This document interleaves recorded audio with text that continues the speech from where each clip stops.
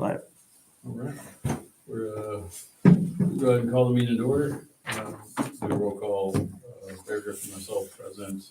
See, we have Emily Rupchak and Wendy Uhouse present as well, along with the Township trustee. Move on to the approval of the agenda. Anybody have any changes? We are going to swap B and D under new business, but there's no additions, just changing the order. Outside of that, there are no changes to the agenda. If I could get. I'll make a motion to approve. I'll second. Okay. Got a motion to approve the agenda by Emily and a second by Wendy. All those in favor signify by saying aye. Aye. Aye. Motion passes. Approval of the minutes. We've all had the ability to review the minutes from the June 12th meeting. Anybody have any questions, comments, concerns, changes? I have nothing as well. I'll go ahead and make a motion to approve the June 12th minutes. I'll second that. A second from Wendy. All those in favor signify by saying aye. Aye. All opposed? All right, motion passes. At this point, we reserve a slot for public comment. No. All right. Nothing on the computer, so we slide on by. We've got our trustees report. Mr. Chairman, the first up is the presentation of our 2026 budget by Mr. Daniel Dalton from Dalton and Senator Dalton. I'll probably just step over here. Good evening, board, and thank you for letting me explain our 2026 budget proposal to you. This goes in hand with a public hearing, which we should also open up after a discussion on the budget itself. So you all have the budget packet in front of you, yes? Yes. All right. So that first page is that Form 3, which is the notice to taxpayers stating here are the dates of our public hearing and the date of the adoption. Here are our budget estimates. Here are our property tax levy estimates for 2026 calendar year. And so within that budget, the total adopted or the total advertised amount is $1,362,611. And between the major funds, the general fund has budgeted $230,000. The Township Assistance Fund has budgeted $10,000. We have two separate debt funds, the fire building debt, the fire equipment debt, and both of those are budgeted high enough so that we can pay off our debt annually. And so the total unit budget itself is $1.36 million. Now, we may discuss our property tax levies, which only impact our general fund, our Township Assistance Fund, and the two debt funds. That comes out to a total amount of $160,000, roughly. The big question of the evening may be, what do our circuit breakers look like moving into next year? And so after some conversation with the Department of Local Government and Finance and a clearer understanding of what Senate Enrolled Act 1 means to the township itself, we've determined that due to the establishment of the fire territory and certain homestead deductions for homestead credits applied against the net assessed value of the township, we will see net assessed values decrease, certain property tax owner or certain homeowners increasing into that property tax cap, and therefore our circuit breaker will be reduced like we have seen it in the last 6 months. So in 2026, we anticipate a total circuit breaker impact of $260,000, $259,580 to be exact. And those were numbers provided to us by the state.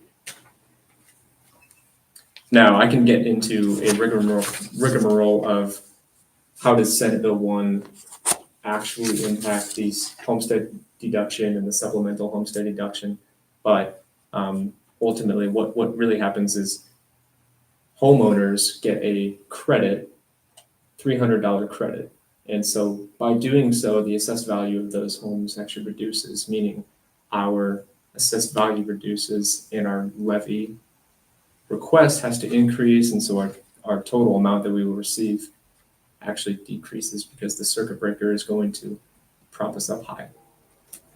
I know that's all maybe gibberish, or I would be happy to answer any questions about that, but the main fact of the budget public hearing is, here's our budget that we are requesting.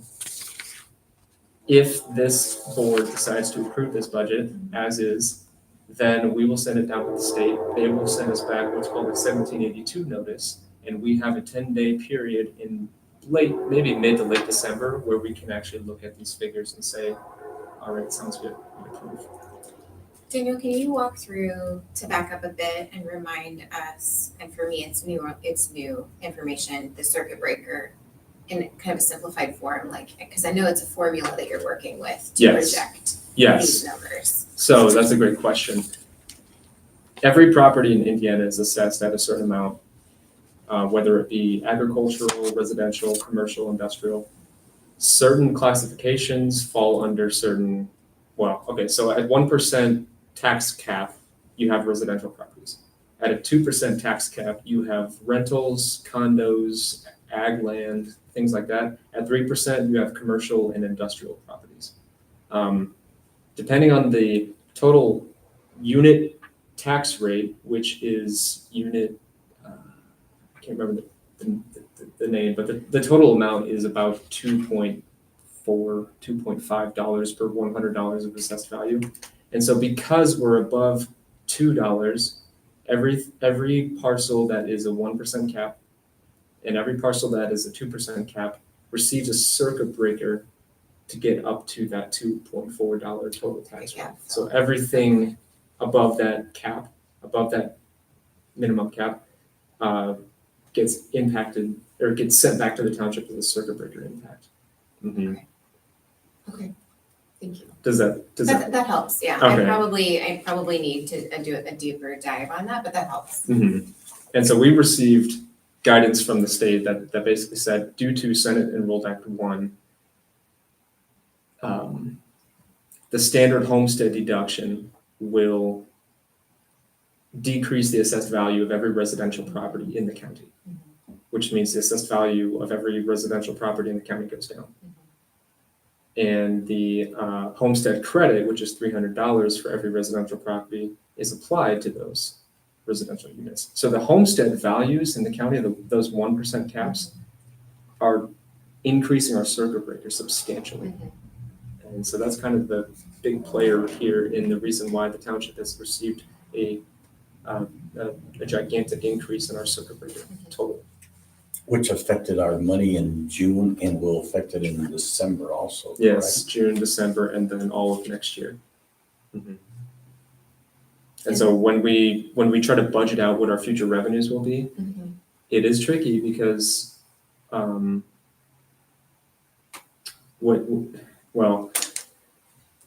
was a situation where the fire territory was formed, and we assumed the circuit breaker impact would fall proportionately between each of the units that were involved in the territory. Portage and 1. Yes, and instead we as the township received a greater proportion of the circuit breaker impact than was originally anticipated. Mm-hmm. And that's the reason why in June of this year we received only a couple $1,000s worth of property tax levy. That's because most taxpayers in the township were at their tax cap, and we had to levy way beyond that just to afford operations. The good news is, I will say there's a silver lining here. We have cash reserves to support our budget for 2026. Just real quickly, without diving too deeply into this, because I'm on the newer end of understanding this, but where does the circuit breaker, where do those resources go? So what happens to that? It is not paid into the total tax system. So if I'm a homeowner in Porter County, I'm above the $1 tax rate for my residential unit. I pay my full taxes, right? Mhm. The amount above 1% doesn't go to the overlapping taxing units like the county, the city, the township, the library, the school. It is basically spread across each of the units.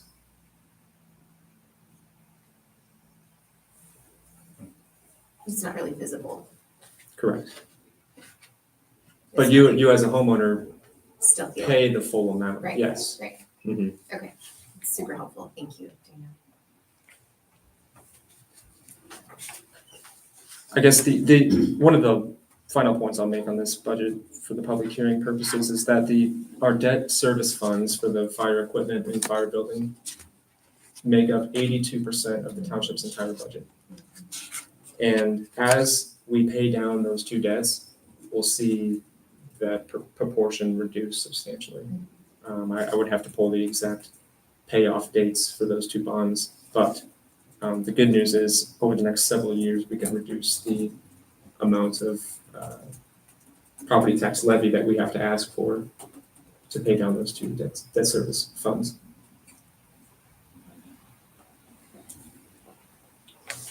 All right.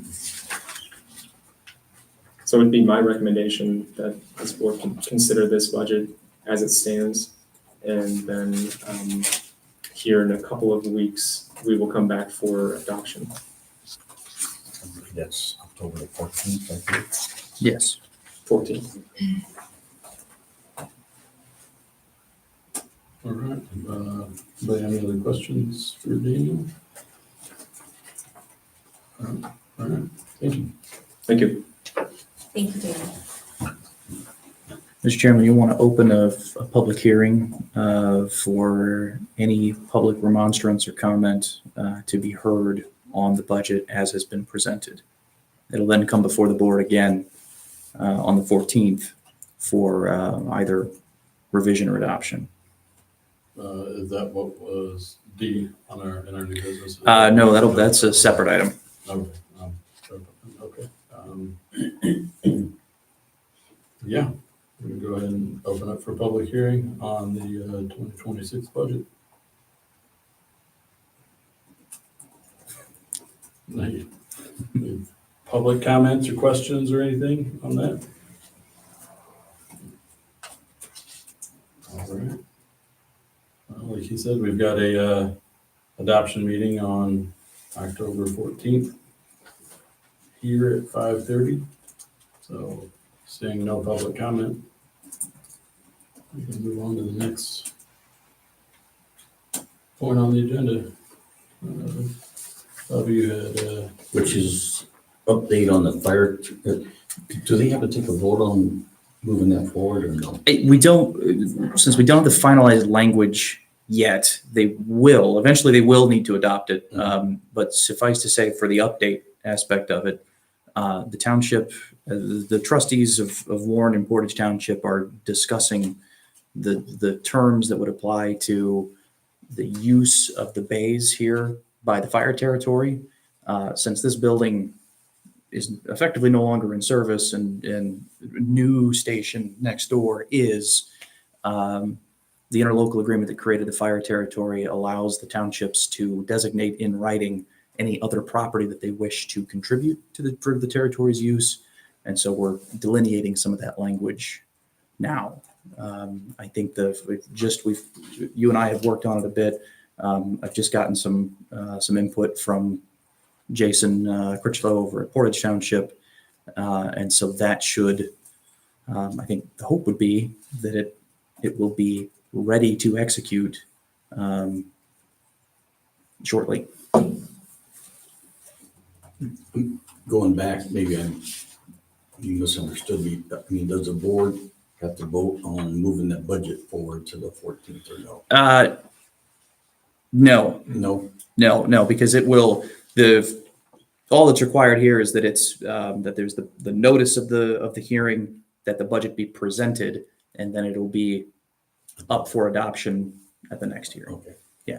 Yes, yep, sorry. But thank you for two, but to piggyback on what Alex just mentioned, We have been in discussion with Mr. Critchlow at Portage Township. They're the one that brought this to my attention, that they wanted to lease the 4 bays out there because they have use for them in regards to storage and whatever else in the wells out there. And we have been trying to, over the last couple months, 3 months, sit down with Mr. Critchlow and discuss the lease. And we've had people come in, people that do this for a living, commercial people come in and say, okay, if you was to lease this, what would that be?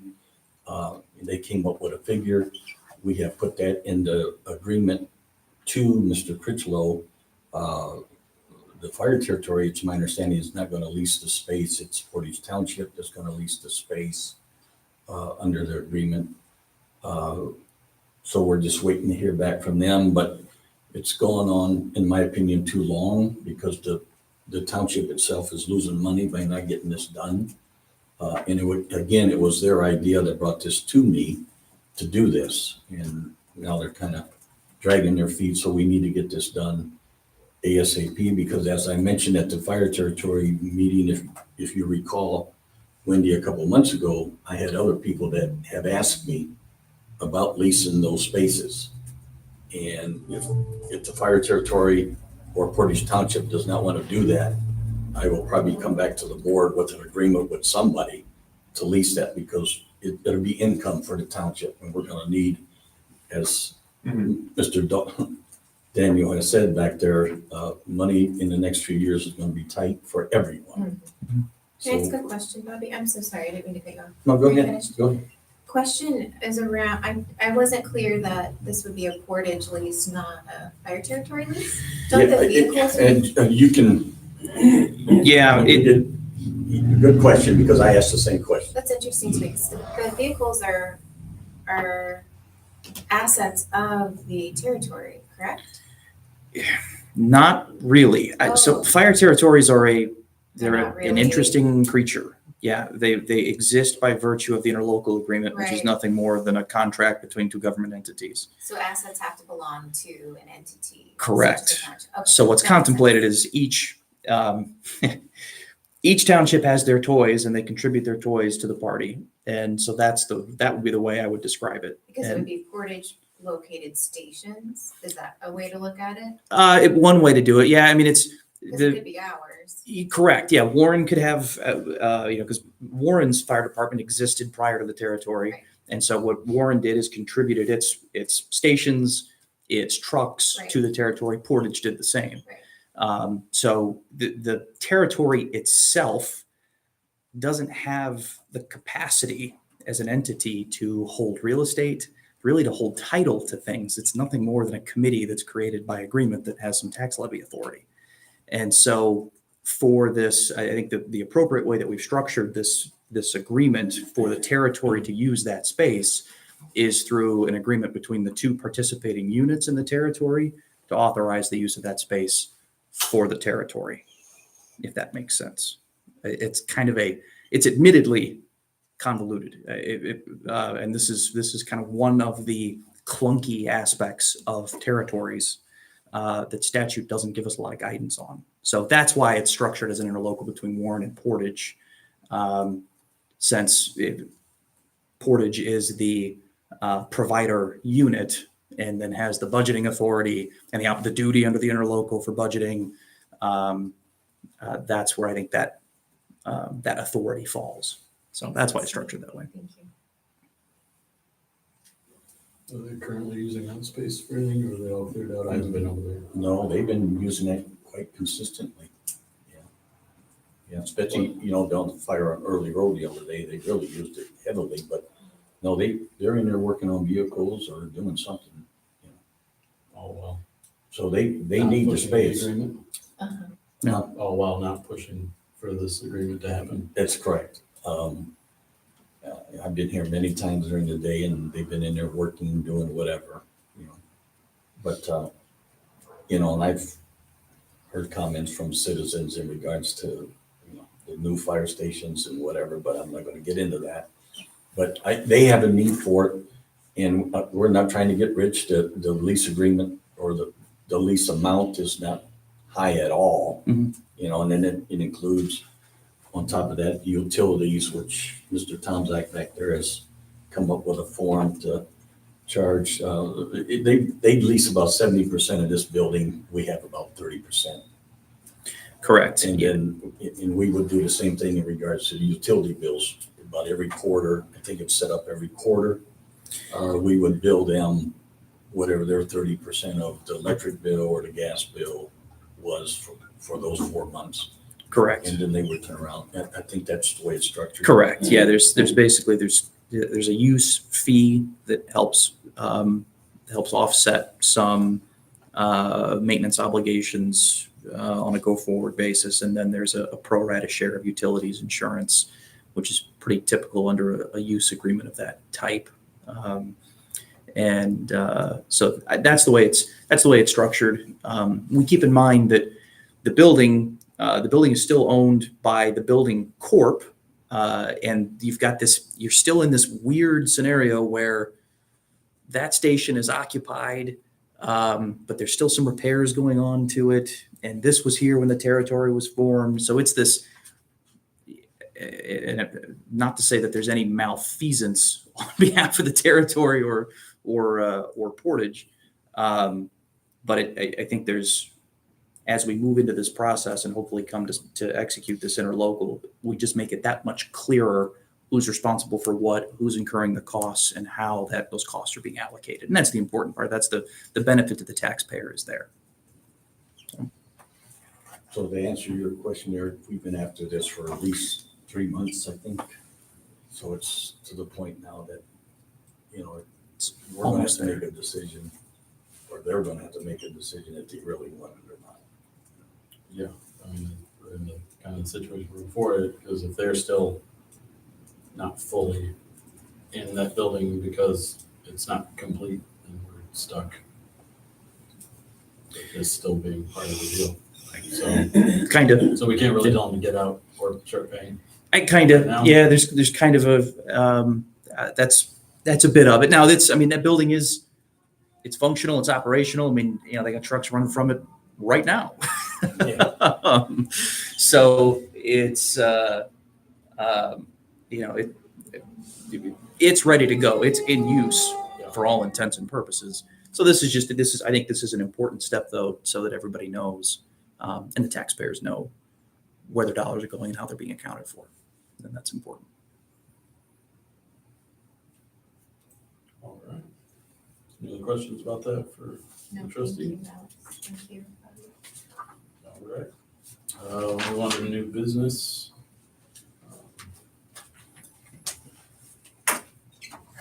We need to start the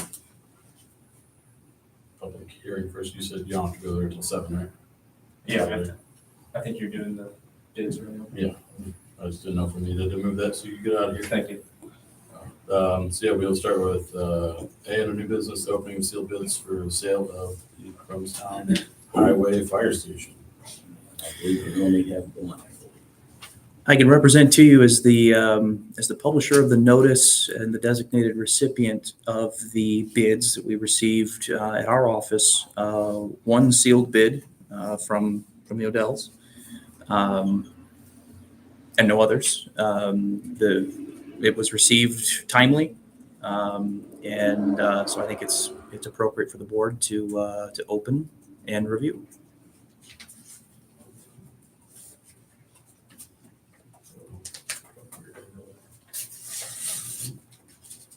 Don't cut yourself. The fire department just. We have a paramedic on our hands. Those Band-Aids only come. That's really helpful. It is. I mean, you want to take a look at that? So if you want Yeah, if My you husband will sure want. all the legal parts of it, that we probably. yeah, I can. So I've got a completed bid packet here. I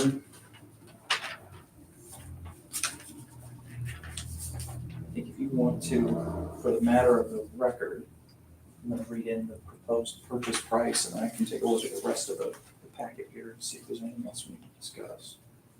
All right. part two of the bid proposal that was turned in lists a purchase price of $201,000.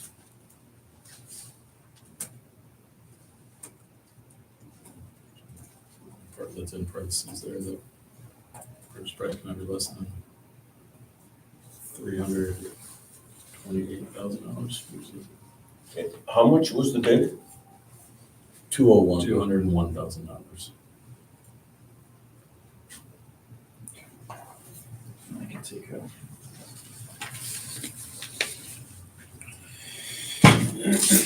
So for the board's edification, the notice of bid that was published provided for three things. One, for bids to be submitted by, I believe, noon today. Two, it provided for bidders to propose exceptions to the purchase agreement, so certain conditions on which the bidder would be willing to entertain a purchase. The Odells have also submitted a couple of numbered exceptions here that we can review.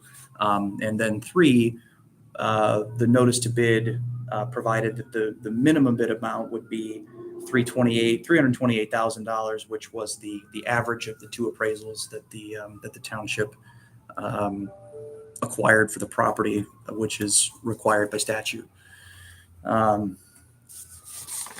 Happy to have the board discuss, if you'd like, the terms of the purchase. If you'd like, I can also give you my thoughts from a legal perspective on where we sit procedurally and what the board, I think, is empowered to do. Maybe we should start with that if you'd like. Yeah, that'd be helpful. Okay. So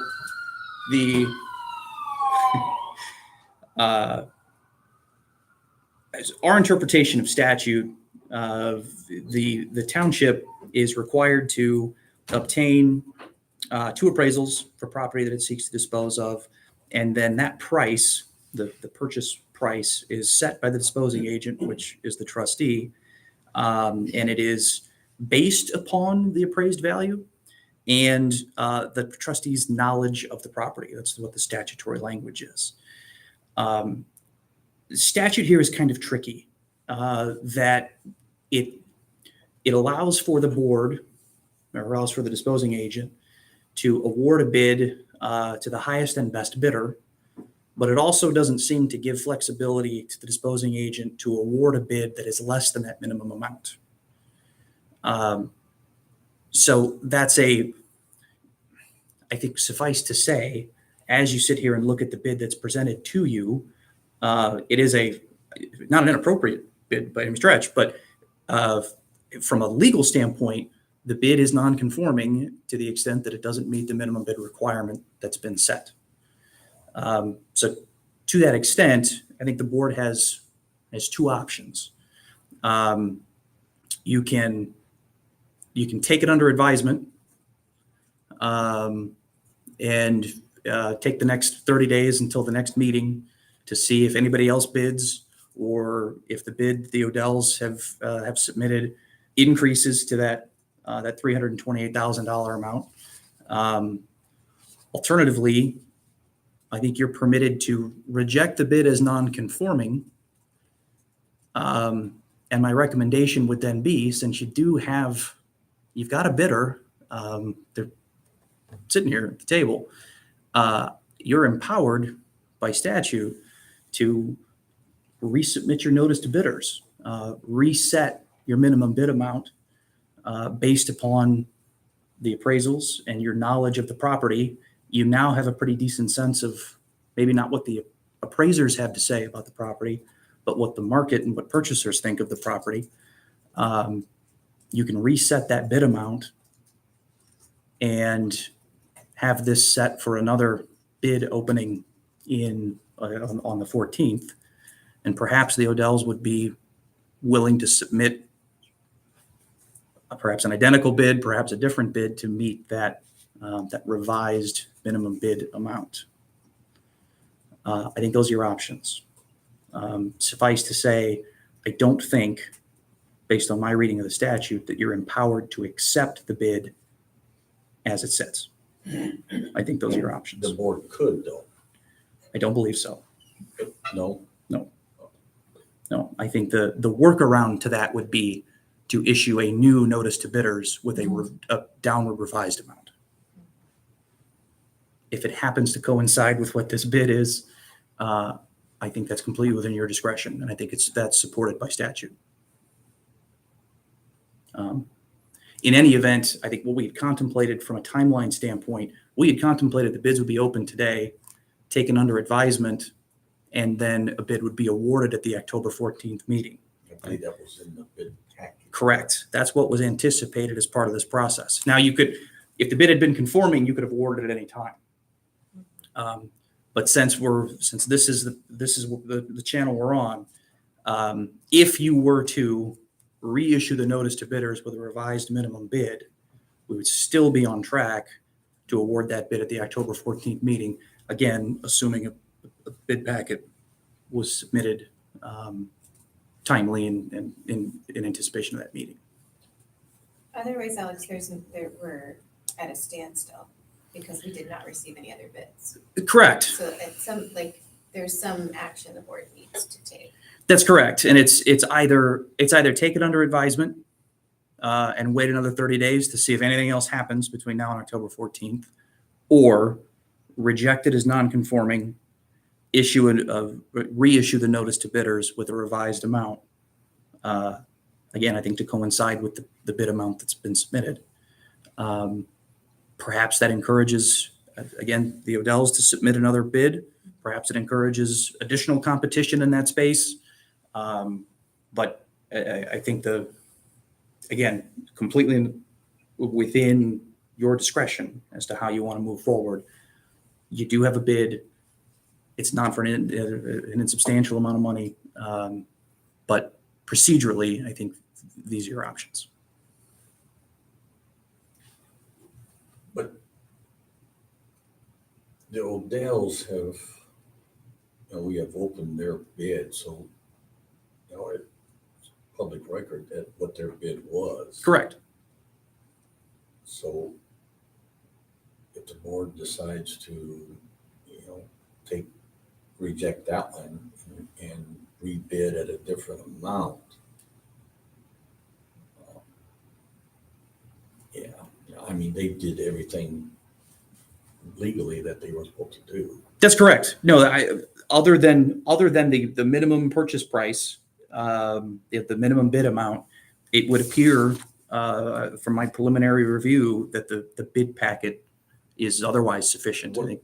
What was the Odell's alternatives? Didn't they have some other options in there? Or was that for lesser money or more money? Or are you talking about the exceptions to offer? Exceptions. The exceptions, and I can read them here for the record. There's a note that the bidders have fully examined the property and found some deficiencies, that there are garage doors that need to be repaired, that there's some roofing that needs to be repaired, some renovations in a living quarters, interior renovations, a diesel leak from a tank, and some asphalt repair. And then there's some notes here on the fire department well use as well, which, as the board will recall, we'd included in the bid packet that would be something for a successful bidder to negotiate with the fire territory, the use of that well that's on site, which the township could waive as a condition of closing if it were inclined. But the Odells, as part of their offer here, would be to install and pay for a light next to the fire well, for outside controls of the well, for the electricity for the well, and then the fire department would maintain it, upgrade it, and would provide some indemnification and insurance for the Odells to operate it.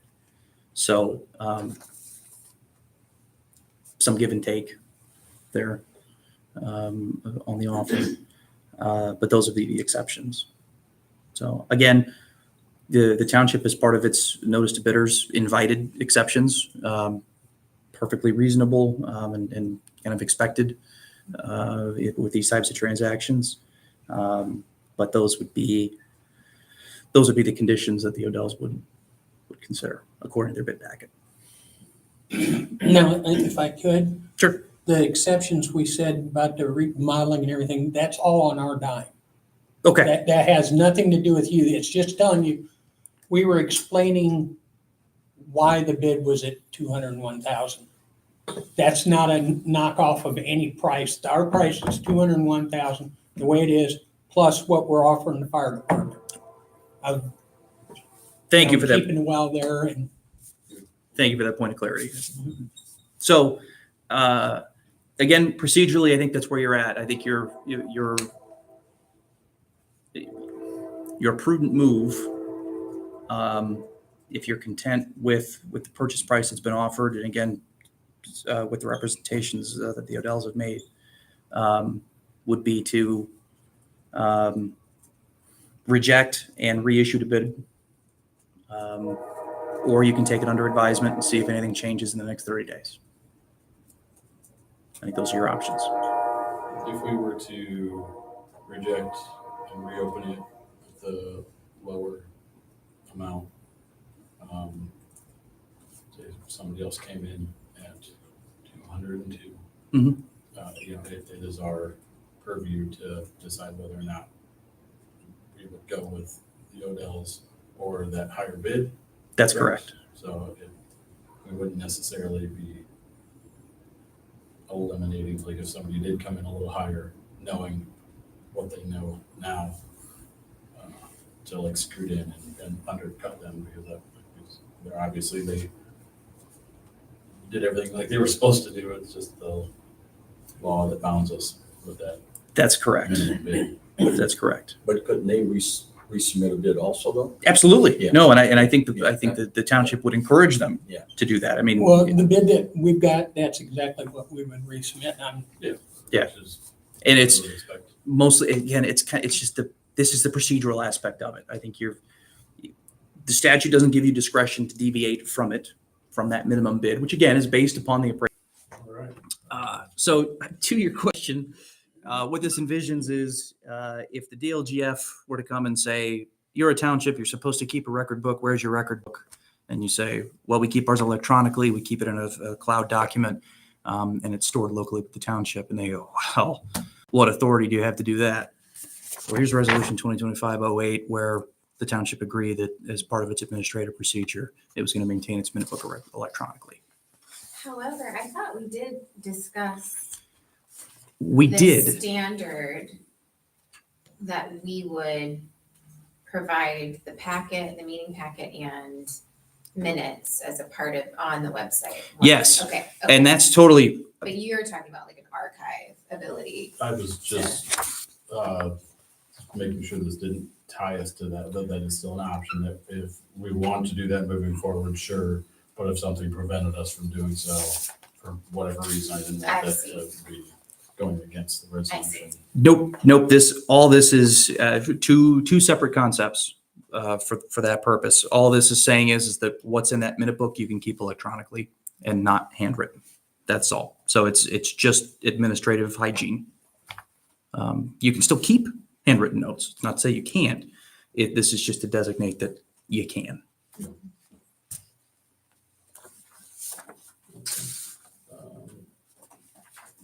Something, any other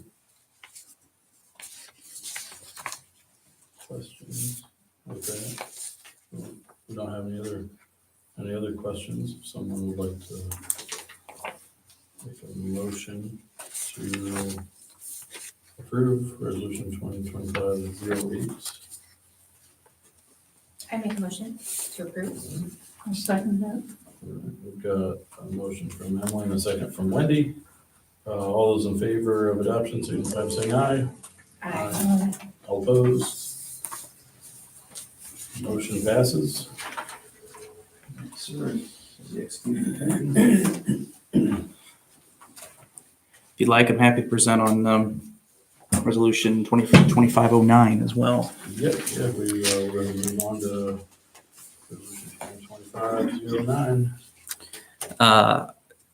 So this resolution is a resolution of the board that just designates its official website.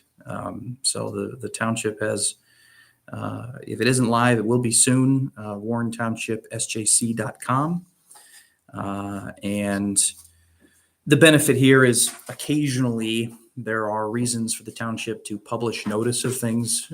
Occasionally statute requires that you publish notice twice. I'm trying to think there are usually it's a public finance or a creation of a sinking fund or some other municipal finance provisions that would require you to publish twice. If you've designated a website, it gives you that ability to publish on the website as opposed to having to publish it through the newspaper for the second notice. So it's again, administrative hygiene. It just makes it that much easier for you to be able to communicate with constituents and to satisfy your notice obligations. And it is live. Hey, all right. So that's all this is. All right. If there aren't any questions, I will go ahead and make a motion to adopt resolution 2025-09. I'll make a motion to accept resolution 2025-09. I'll second. All those in favor, signify by saying aye. Aye. All opposed? Motion passes. Thank you very much. Thank you for the information. Yeah, thank you. That's all I have for you, unless you have any questions. Anybody else have any new business? We didn't have any additions to the agenda, so, and we want to, I don't believe we had any outstanding old business. No, not that I see on the agenda. So, go on to the board discussion items. I personally do not have any discussion items. Wendy, do you have any discussion items for the meeting? Nope. All right, Emily? The only thing I wanted to mention is still have intention to, and I'll just state my plan to bring an update to the board at the next meeting on any plan or costs associated with the potential needs assessment, as I've proposed in a previous meeting. So just promise to update the board with more specifics. All right. Well, no more discussion items. We'll make a motion to adjourn. I'll second that. Signify by saying aye. Aye. Aye. All Aye. opposed? All right. Meeting adjourned. Thank you, everyone.